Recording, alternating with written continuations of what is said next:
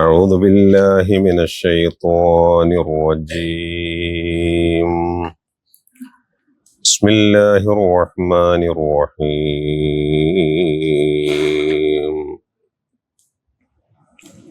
إن يشأ يذهبكم ويأتي بخلق جديد وما ذلك على الله بعزيز. ولا تزر وازرة وزر أخرى وإن تدع مثقلة إلى حملها لا يحمل منه شيء ولو كان ذا قربى. إنما تنذر الذين يخشون ربهم بالغيب وأقاموا الصلاة. ومن تزكى فإنما يتزكى لنفسه وإلى الله المصير. الحمد لله رب العالمين والصلاة والسلام على رسوله الأمين وعلى آله وصحبه أجمعين. പ്രിയപ്പെട്ടവരെ, നാം കഴിഞ്ഞ കുറെ ആഴ്ചകളായി സൂറത്തു ഫാത്തിർ ആണ് പഠിച്ചു വരുന്നത്. നാം നേരത്തെ പറഞ്ഞതുപോലെ അള്ളാഹുവിന്റെ റസൂലിന്റെ പ്രബോധനത്തിന്റെ ആദ്യഘട്ടങ്ങളിൽ മക്കയിൽ അവതരിച്ച സൂറകളിൽ ഒന്നാണ് സൂറത്തു ഫാത്തിർ. ഈ മക്കയിൽ അവതരിക്കുന്ന സൂറകളുടെ പ്രത്യേകത പ്രധാനമായിട്ട് 3 വിഷയങ്ങളാണ് അത്തരം സൂറകൾ കൈകാര്യം ചെയ്യുക. അതിൽ പ്രധാനം ഒന്നാമത്തത് തൗഹീദാണ്, അള്ളാഹുവിന്റെ ഏകത്വമാണ്. രണ്ടാമത്തത് ആഖിറത്താണ്, പരലോക ചിന്ത ഉണ്ടാക്കുക എന്നതാണ്. മൂന്നാമത്തത് റിസാലത്താണ്, ഈ കാര്യങ്ങൾ പറഞ്ഞ് പ്രബോധനം ചെയ്യുന്ന ആള് നബിയാണ് എന്നവരെ ബോധ്യപ്പെടുത്തുക എന്ന, അള്ളാഹുവിന്റെ സന്ദേശം എത്തിക്കുന്ന റസൂലാണ് എന്ന ആ ഒരു സത്യം കൂടി അവരെ അറിയിക്കുന്ന ഈ 3 കാര്യങ്ങളാണ് ഇത്തരം സൂറകളിൽ പ്രധാനമായിട്ട് നമുക്ക് കാണാൻ കഴിയുക. കാരണം അതാണ് അടിസ്ഥാനം എന്നത്. ഒരു മനുഷ്യനിൽ ഉണ്ടാക്കുന്ന വിശ്വാസത്തിന്റെ അടിസ്ഥാനം ഇതിലൂടെയാണ് സാധ്യമാവുക. ഒന്ന് തൗഹീദാണ്, മറ്റൊന്ന് ആഖിറമാണ്, മൂന്നാമത്തത് റിസാലത്ത്. അപ്പൊ കഴിഞ്ഞ ക്ലാസ്സിലൊക്കെ നാം പറഞ്ഞിട്ടുണ്ട്, അള്ളാഹു അല്ലാത്തവരിലേക്ക് ആളുകൾ, അള്ളാഹു അല്ലാത്തവരെ രക്ഷാധികാരികളായി സ്വീകരിക്കുക, അവരുടെ ആഗ്രഹങ്ങൾ, അവരുടെ ആവലാതികളൊക്കെ ബോധിപ്പിക്കുമ്പോൾ ആ ആവലാതികൾ കേൾക്കുകയും അവരുടെ ആഗ്രഹങ്ങൾക്ക് പരിഹാരം നിർദ്ദേശിക്കുകയും അവർ ചെയ്യുന്നു എന്നവർ വിശ്വസിക്കുക, ലോകത്തെ നിയന്ത്രിക്കുന്നു എന്നവർ വിശ്വസിക്കുക. അവര് അല്ലാത്തവരോട് പ്രാർത്ഥിക്കുമ്പോൾ ആ മഹാരഥന്മാർ, ഔലിയാക്കന്മാർ, അല്ലെങ്കിൽ അവർ രക്ഷാധികാരികളായി ഭരിച്ച ആളുകൾ ആര് എവിടെന്ന് വിളിച്ചു പ്രാർത്ഥിക്കുന്നുവോ അതവർ കേൾക്കുന്നുവെന്നും അതിന് വിളിക്കുന്നവരെ കാണുന്നുവെന്നും ഉത്തരം ചെയ്യുമെന്നുമുള്ള വിശ്വാസം. ഇതാണ് ഇത്തരം കേന്ദ്രങ്ങളിലേക്ക്, ആളുകളിലേക്ക്, ശക്തികളിലേക്ക്, ദൈവേതര ശക്തികളിലേക്ക് ആളുകൾ പോകാനുള്ള കാരണം. അള്ളാഹു സുബ്ഹാനഹു വ തആല പറയുന്നത്, ഈ ഒരു സമീപനം ആകാശം പൊട്ടിപ്പൊളിയുമാറ് അത്രയും ഗൗരവതരമായ ഒരു നീക്കമാണ് എന്നാണ്. തകാദുസ് സമാവാതു യതഫത്തർന മിൻ ഫൗഖിഹിന്ന എന്നാണ്. ആകാശം പൊളിഞ്ഞു വീഴുമാറ് അത്രയും ഗുരുതരമായ ആരോപണമാണ് ഇവർ ഈ ഉന്നയിക്കുന്നത് എന്ന് അള്ളാഹു പറയുന്നത്.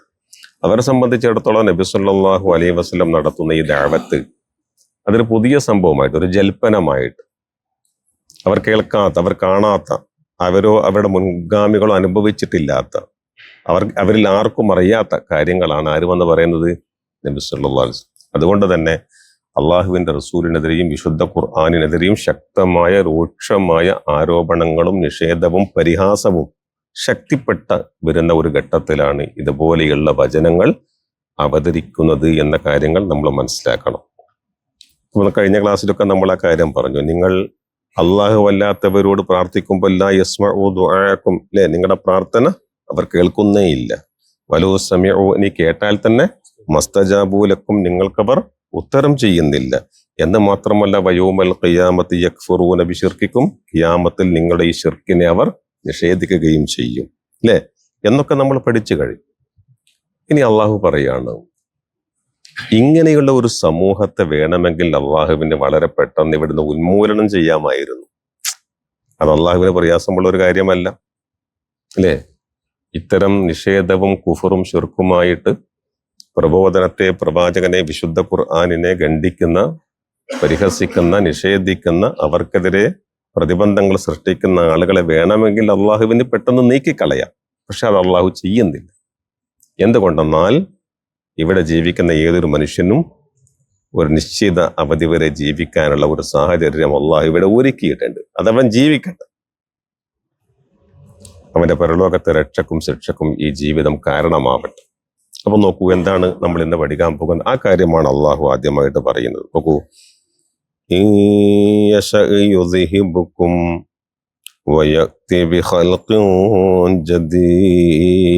ആദ്യ വാക്കർത്തൊന്ന് ശ്രദ്ധിച്ചോളൂ.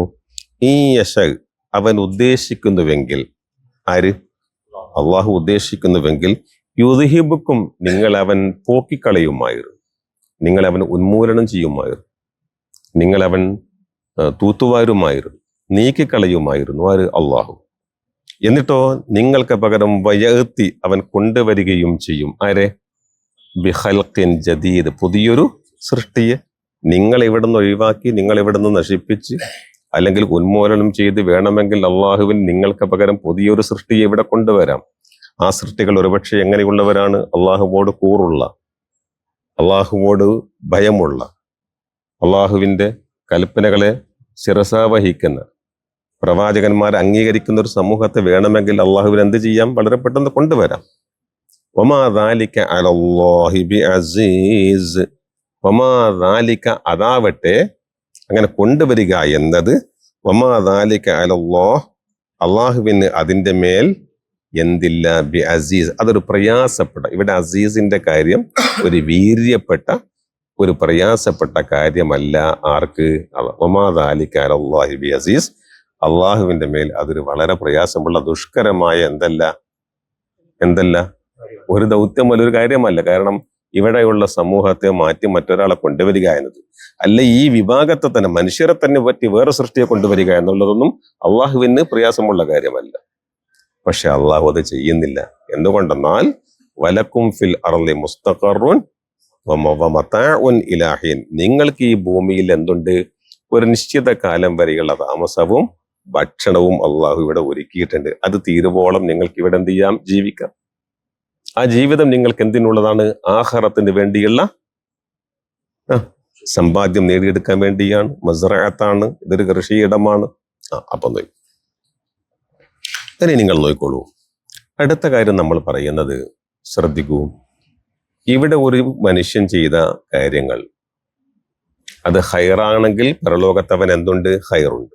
ഷെറാണെങ്കിലോ അവിടെ ഷെറുണ്ട്. ഇവിടെ എന്താണ് ഒരു മനുഷ്യൻ ചെയ്തത്, അതവൻ എവിടെ ഉണ്ടാവും? പരലോകത്തുണ്ട്.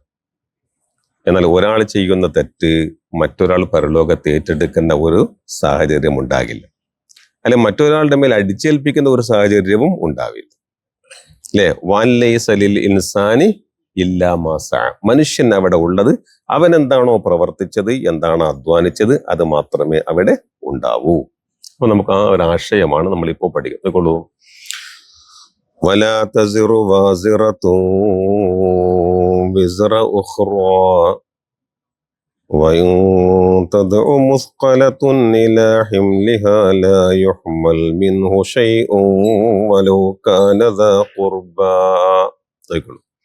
വലാ തസിറു, വസറ എന്ന വാക്കിന്റെ അർത്ഥം പ്രിയപ്പെട്ടവരെ ഭാരം ചുമന്നു എന്നാണ്. എന്താണ് വസറ? ഭാരം ചുമക്കുക. യസിറു ചുമക്കുന്നു. തസിറു എന്ന് പറഞ്ഞാല് ഒരു നഫ്സിനെ പറ്റി പറയാണ്. ഒരു നഫ്സ്, ഒരാളും ചുമക്കുകയില്ല. എന്ത് ചുമക്കില്ല? വലാ തസിറു വാസിറത്തു, അല്ലെ? വാസിറത്ത് എന്ന് പറഞ്ഞാൽ പാപഭാരം പേറുന്നവൻ എന്നാണ്. എന്താണ്? കുറ്റം ചെയ്തവൻ, അതിന്റെ കുറ്റം, അതിന്റെ പാപം, അല്ലെ? അതവൻ പേറണ്ടേ?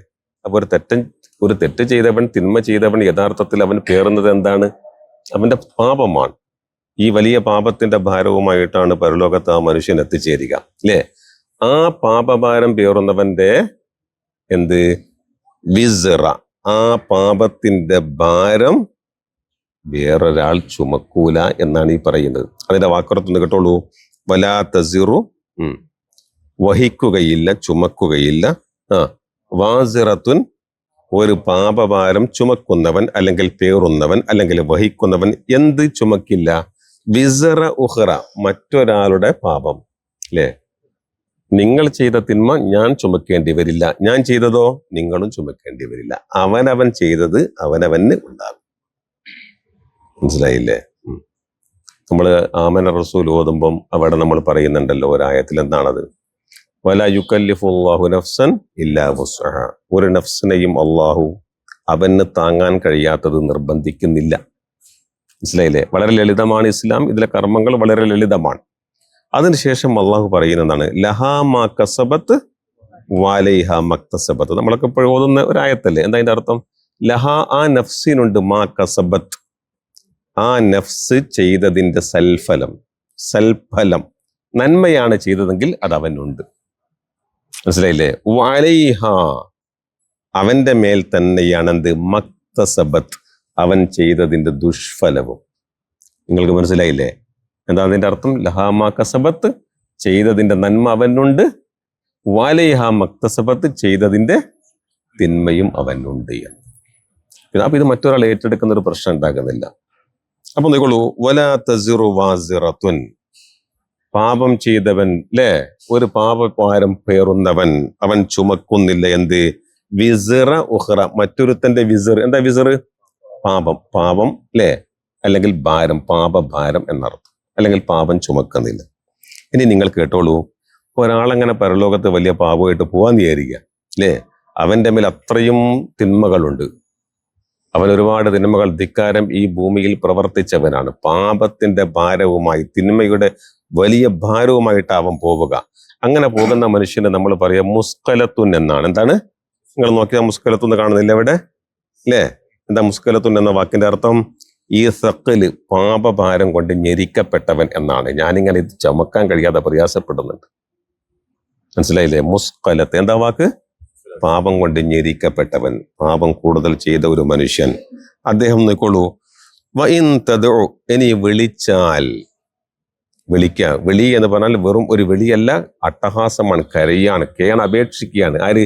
മുസ്കലത്ത്. എന്താ മുസ്കലത്തിന്റെ അർത്ഥം? പാപം കൊണ്ട് ഞെരിഞ്ഞു പോകുന്ന ഒരു മനുഷ്യൻ നാളെ മഹ്ശറയിൽ വെച്ച് എന്താണ്? അപേക്ഷിക്കുകയാണ്, കരയുകയാണ്, വിളിക്കുകയാണ്. ആരെയാ വിളിക്കുന്നത്? എന്തിനാ വിളിക്കുന്നത്? ഇലാ ഹിംലിഹ, ഇവന്റെ ഈ പാപം അല്പം ഒന്ന് ചുമക്കാൻ വേണ്ടി. മനസ്സിലായില്ലേ? എന്ന് പറഞ്ഞാൽ ഇതിൽ കുറഞ്ഞത് ഏറ്റെടുക്കാൻ വേണ്ടി. ഞാൻ ഇങ്ങനെ വലിയ ബുദ്ധിമുട്ടിലാണ്, ഒരുപാട് ചെയ്തു പോയിട്ട്, അതുകൊണ്ട് ഒരല്പം നിങ്ങൾ ഏറ്റെടുക്കുമെന്നാണ് ചോദിക്കുന്നത്. അങ്ങനെ ഇവിടെ നമ്മുടെ ജീവിതത്തിൽ ഇവിടെ അങ്ങനെയൊക്കെ ഉണ്ട്, അല്ലേ? ഒരു മകൻ ചെയ്യുന്ന ഒരുപക്ഷെ പിതാവ് അതിന്റെ ഉത്തരവാദിത്തം ഏറ്റെടുക്കും, അല്ലേ? അങ്ങനെ ഇവിടെ ഉണ്ട് ചില വിട്ടുവീഴ്ചകൾ, അഡ്ജസ്റ്റ്മെന്റുകളൊക്കെ ഈ ഭൗതിക ജീവിതത്തിലുണ്ട്. പക്ഷെ ആഖിറത്തിൽ ഒരാൾക്ക് വേണ്ടി മറ്റൊരാൾ, ഒരുവൻ ചെയ്ത കുറ്റത്തിന്റെ ആ പാപം മറ്റൊരാൾ ഏറ്റെടുക്കുന്ന രീതി പരലോകത്തുണ്ടാവില്ല. അപ്പൊ അദ്ദേഹം ഇങ്ങനെ ആർത്ത് വിളിക്കുകയാണ്, ആരുണ്ട് എന്നെ രക്ഷപ്പെടുത്താൻ?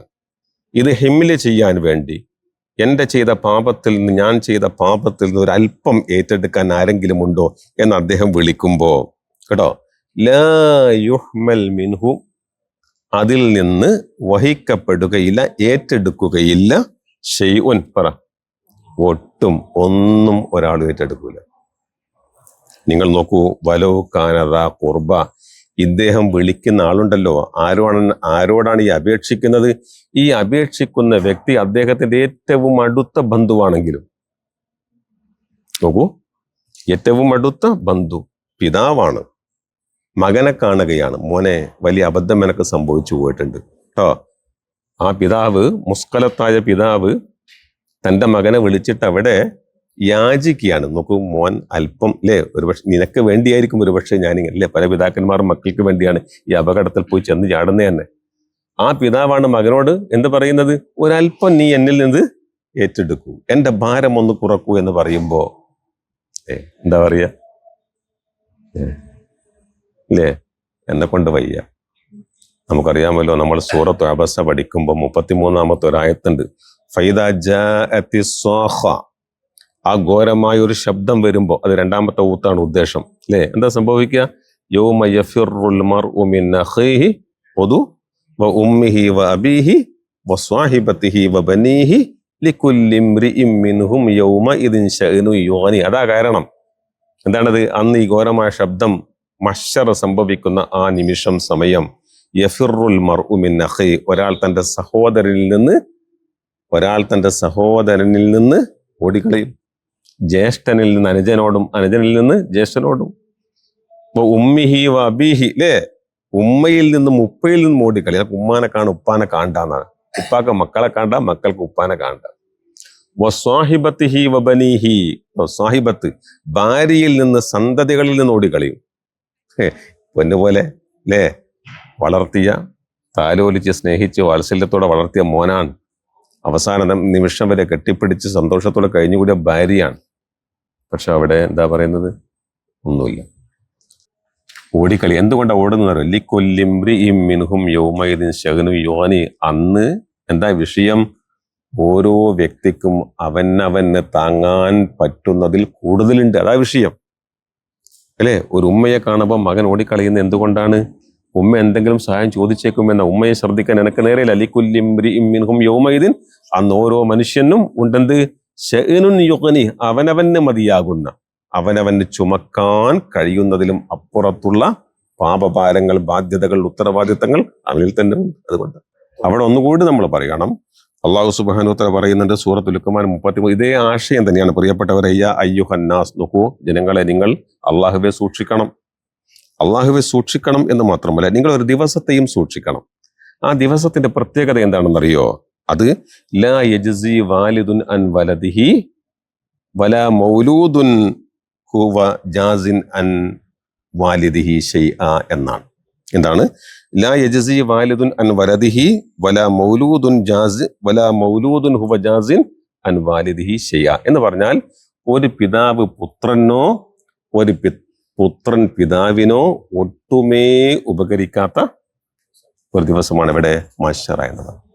അതാണ് അടുത്ത ബന്ധു പോലും വിളിച്ചാൽ, അല്ലെ, ഇന്ന വഅദല്ലാഹി ഹഖ്, നിങ്ങളൊക്കെ മനസ്സിലാക്കണം. അള്ളാഹുവിന്റെ ഈ താക്കീതുണ്ടല്ലോ, ഈ മുന്നറിയിപ്പ്, ഇത് സത്യമാണ്. അപ്പോ ഇവിടെ അടുത്ത ബന്ധുവിനെ പോലും എന്റെ പാപഭാരത്തിൽ നിന്ന് അല്പം നീ ഏറ്റെടുക്കുമോ എന്ന് ചോദിക്കുമ്പോൾ വയ്യ എന്ന് പറയുന്ന ഒരു ദിവസമാണ് ഇവിടെ മഹ്ശർ.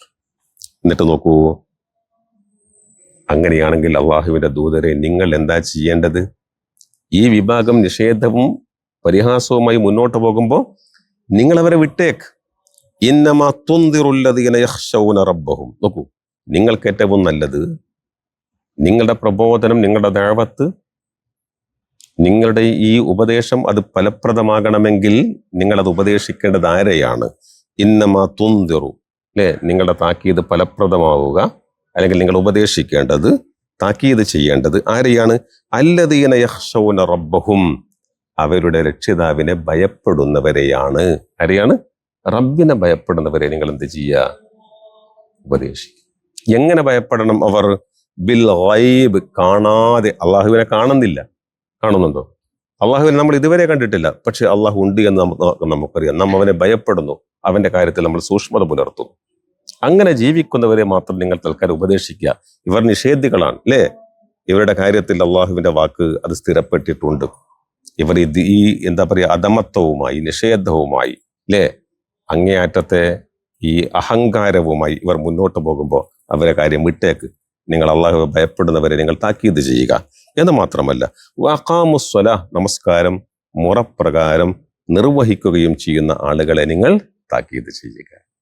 അല്ലാത്തവരുടെ പിന്നാലെ ഇങ്ങനെ പോയിട്ട് എനിക്ക് കാര്യമില്ല. എന്നിട്ടോ വമൻ തസക്ക, അങ്ങനെ നിങ്ങളുടെ ദഅവത്ത് സ്വീകരിച്ചിട്ട് ആരെങ്കിലും വിശുദ്ധി കൈവരിക്കാൻ മുന്നോട്ട് വരുന്നുവെങ്കിൽ, തസക്ക, ആരെങ്കിലും വിശുദ്ധി നേരിന്റെ മാർഗത്തിലേക്ക് വരുന്നുവെങ്കിൽ, ഫഇന്നമാ യതസക്ക ലിനഫ്സിഹി, അത് അവന് തന്നെ ഗുണം ചെയ്യുന്ന കാര്യമാണ്. അവൻ വിശുദ്ധി കൈവരിക്കുന്നത് അവന് വേണ്ടി മാത്രമാണ്. ഒരാൾ നന്നാവുന്നത് എന്തിനു വേണ്ടി? മറ്റൊരാൾക്കാൻ വേണ്ടിയാണോ? ഞാൻ നന്നാവുന്നത് എനിക്കാണ്, നിങ്ങൾ നന്നാകുന്നത് നിങ്ങൾക്കാണ്. ഫമൻ തസക്ക, വമൻ തസക്ക, ഒരാൾ വിശുദ്ധി കൈകൊള്ളുന്നുവെങ്കിൽ, നന്നാകുന്നുവെങ്കിൽ, ഫഇന്നമാ യതസക്ക, തീർച്ചയായും അദ്ദേഹം വിശുദ്ധി കൈവരിക്കുന്നത് ലിനഫ്സിഹി, അയാൾക്ക് വേണ്ടി മാത്രം, അദ്ദേഹത്തിന്റെ ഗുണത്തിന് വേണ്ടി മാത്രമാണ്. അതുകൊണ്ട് വൈലല്ലാഹ്, ഇതാണ് അള്ളാഹുവിന് പറയാനുള്ളത്. അള്ളാഹുവിലേക്കാണ് കേട്ടോ. അൽ മസീർ, എല്ലാവരുടെയും അടക്കം അള്ളാഹുവിലേക്കാണ്. ഇന്ന ഇലൈന ഇയാബഹും സുമ്മ ഇന്ന അലൈന, ഇന്ന ഇലൈന ഇയാബഹും സുമ്മ ഇന്ന അലൈന. നിങ്ങളൊക്കെ ഞങ്ങളിലേക്ക്, എന്നിലേക്ക്, നമ്മിലേക്ക് വരേണ്ടവരാണ്. നിങ്ങൾ വന്നു കഴിഞ്ഞാൽ നിങ്ങളെ വിചാരണ ചെയ്യുക എന്ന ഉത്തരവാദിത്വം അത് നമ്മുടേതാണ്.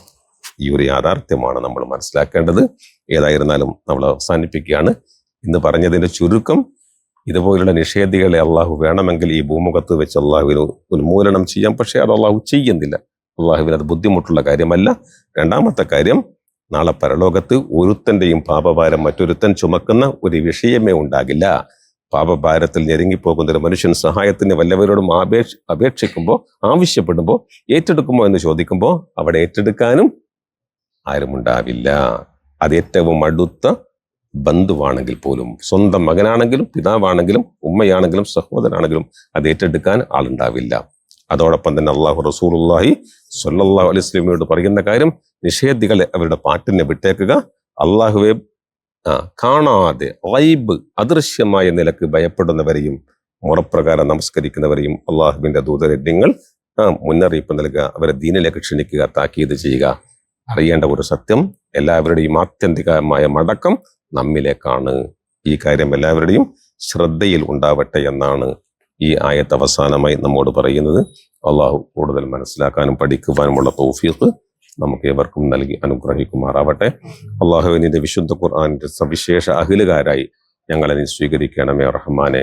ഹിദായത്ത് ഞങ്ങൾക്ക് നൽകണമേ റഹ്മാനെ. അവസാന സന്ദർഭത്തിൽ ഹുസ്നുൽ ഖാത്തിമ, ഏറ്റവും നല്ല അന്ത്യം നൽകി ഞങ്ങളെ നീ അനുഗ്രഹിക്കണമേ റഹ്മാനെ. അള്ളാഹു ഞങ്ങളുടെയും ഞങ്ങളുടെ പ്രിയപ്പെട്ട മാതാപിതാക്കളെയും മുറ്റവരുടെയും എല്ലാം ഖബറുകളിൽ സ്വർഗത്തോപ്പാക്കണമേ റഹ്മാനെ. ശാരീരികവും മാനസികമായ സുഖം, സന്തോഷം, ക്ഷേമം, ഐശ്വര്യം ഞങ്ങൾക്കെല്ലാവർക്കും നീ നൽകണമേ റഹ്മാനെ. ഒരുപാട് ആളുകൾ ക്യാൻസർ പോലെയുള്ള ഗുരുതരമായ രോഗം ബാധിച്ച് വളരെ ബുദ്ധിമുട്ടിലാണ്. അവരെയെല്ലാം നിനക്കറിയാം റഹ്മാനെ. അവരുടെ പ്രയാസങ്ങൾ നിനക്കറിയാം. എല്ലാവർക്കും ശിഫ, ആഫിയത്ത് നീ നൽകണമേ റഹ്മാനെ. ഇത്തരം ഗുരുതരമായ വിഷമങ്ങൾ, പ്രതിസന്ധികളിൽ നിന്ന് ഞങ്ങൾ നീ കാക്കണമേ റഹ്മാനെ. എല്ലാവർക്കും നിർഭയത്വവും സമാധാനവും സുരക്ഷിതത്വവും ബർക്കത്തും ഖൈറും ഐശ്വര്യവും നീ നൽകി അനുഗ്രഹിക്കണമേ റഹ്മാനെ. അവസാനം ഞങ്ങളെ നീ ഈമാനോടെ മരിപ്പിക്കണമേ റഹ്മാനെ. ഞങ്ങളുടെ ഖബറുകൾ നീ വിശാലമാക്കണമേ അല്ലാഹ്. ഞങ്ങളെ വിചാരണ നീ എളുപ്പമാക്കണമേ റഹ്മാനെ. ഹൗദുൽ കൗസറും അർശിന്റെ തണലും നൽകി ഞങ്ങൾ നീ അനുഗ്രഹിക്കണമേ അല്ലാഹ്. നരകമുക്തി നൽകി സ്വർഗപ്രവേശനം നൽകി അനുഗ്രഹിക്കണമേ അല്ലാഹ്. അല്ലാഹുമ്മ ഗ്ഫിർ ലിൽ മുഅ്മിനീന വൽ മുഅ്മിനാത്ത് വൽ മുസ്ലിമീന വൽ മുസ്ലിമാത്ത്. റബ്ബനാ ആതിനാ ഫിദ് ദുനിയ ഹസന വഫിൽ ആഖിറതി ഹസന വഖിനാ അദാബന്നാർ. വസല്ലല്ലാഹു അലാ മുഹമ്മദ് വആലിഹി വസഹ്ബിഹി വസല്ലം.